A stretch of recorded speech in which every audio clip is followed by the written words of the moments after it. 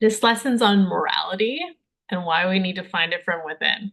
Also, too, if we have children or people that we have are giving guidance to, we also want to encourage them to find morality from within, opposed to, fear of disappointing us or what other people are going to think. So, key to this lesson is you are responsible for your actions, your decisions, and your moral outlook. Okay. So we take action within our control, release action outside of our control. Within your control is your actions. So, how do we live a moral life? When we when we have a moral grounding that let's start here.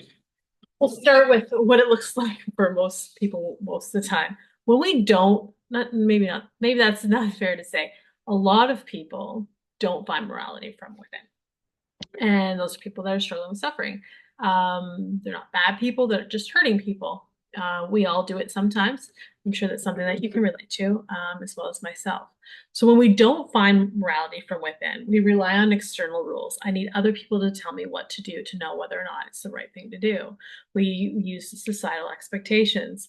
So, for example, oh, a really good one is if someone's termed narcissistic, we have now it's a societal norm to say narcissism is bad and that narcissists deserve attack and that you should avoid narcissists when really a narcissistic personality is somebody who is really deeply struggling with self-love. They're calling for love very loudly. Whether or not you're afraid of that or you attack that, that is within your control. And that might be in a societal expectation or a societal conditioning nowadays.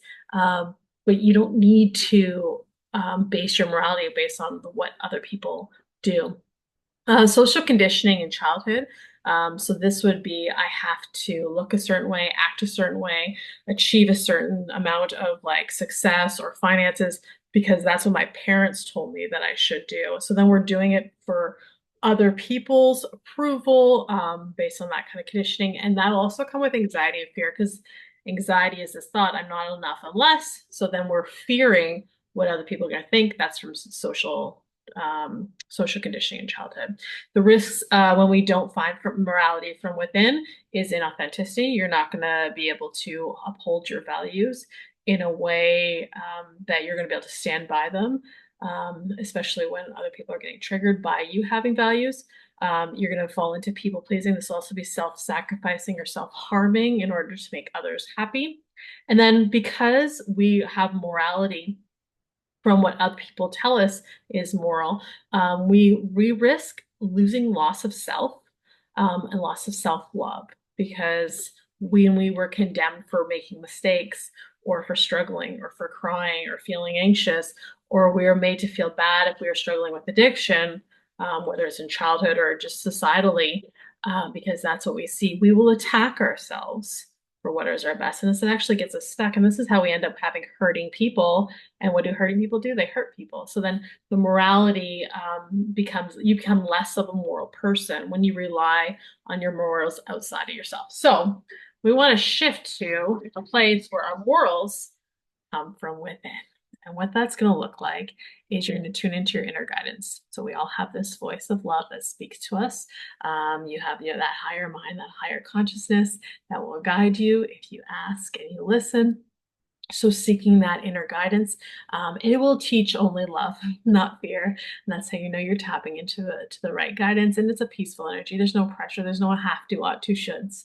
And then the other piece would be to tell the truth. So when we tell the truth in the way you'd want it told to you, or tell the truth and treat others the way you want to be treated. Now, this is when you're in your healed mind.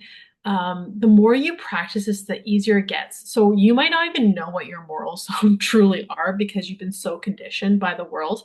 But when you stop and you do okay, if the tables were turned and I was in a healed space, how would I want the other person to respond to me in this moment? So whether it's your teenager, how would you want your parent to respond to you if you were the teenager? If it is your coworker, if I was the person that was struggling the way that they are, how would I want them to respond to me? So in this situation where you're at work and You can just be on your phone and not do anything and get away with it. What stops you from doing that? Well, everyone else is doing it. So someone who seeks morality outside of themselves will be like, well, everyone else is just hanging on their phone doing nothing. But if you were to say, okay, if I own this business and I was the employer, what would I want my employees to do? Would I want and I'm in a healed place. This is not an employer that doesn't love themselves. I'm in a healed place. Well, I'd want my employees not to feel stressed. Okay. I'd want them to work and make sure that they're generating as much like money as they can for the business because that's why I hired them. So I'd want them to help customers or whatever the particular job might be.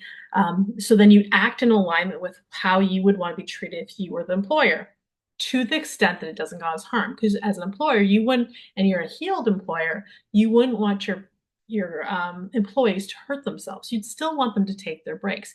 So you'd still want them to take a 15-minute break, and go on their phone if they want to do that. And then that's how you would guide your morality. So we wouldn't not take breaks because we want to please the employer. We wouldn't take a break the whole shift because that's what our coworkers do and we don't want to make them feel uncomfortable.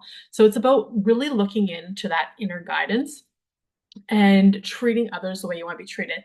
The other component to this, which I don't think it's come up in this course yet, but the golden rule goes both directions. And if you're always thinking about, okay, I want to treat others the way I want to be treated, beautiful. But we also want to treat yourself how you would treat others. Okay, sometimes people who are really struggling with their self-love have a harder time being gentle and loving to themselves, even if they're in this path, they can get the whole, okay, I'm going to be the compassionate others. Oh, they're really hurting and don't know what to do. But then when it comes to themselves, their habit is to attack.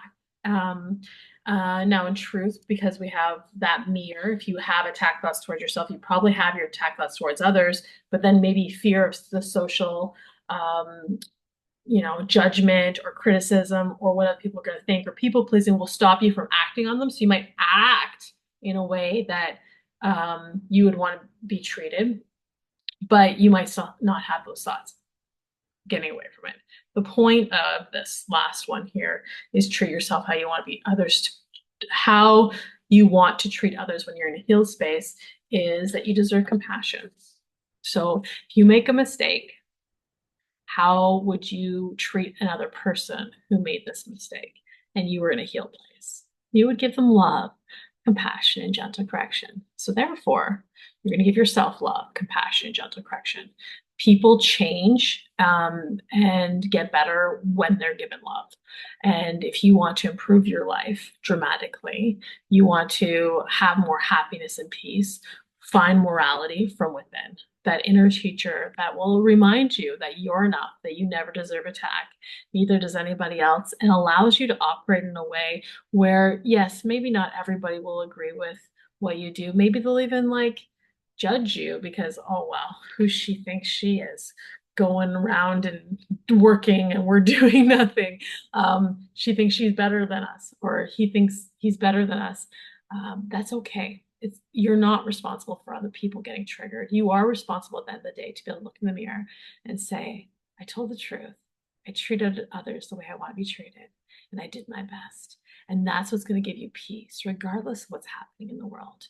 And that's all we can do is do our best. And ultimately, yes, occasionally someone's going to get triggered by you being healed, but most often people are going to heal around you, and life will generally overall get less chaotic and less drama, and you're going to have more peace in your life.